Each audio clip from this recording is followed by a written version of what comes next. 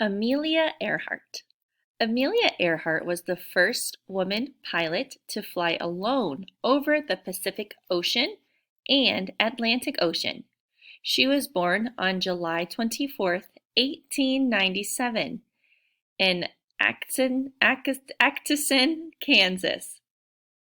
When she was young, she loved to learn and explore.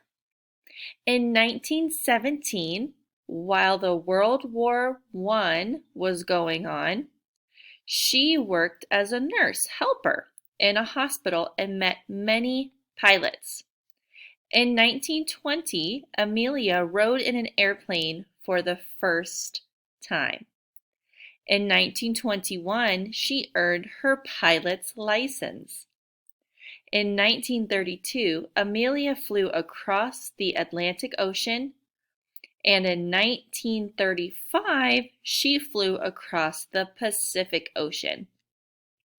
In 1937, Amelia wanted to fly around the world, so she began the trip with Fred Noonan. However, her airplane, disappeared over the Pacific Ocean, and Amelia was never found. She still is not found today. But look at all that she did in such a short time. She got her pilot's license in 1921, and then 16 years later, she started to fly around the world.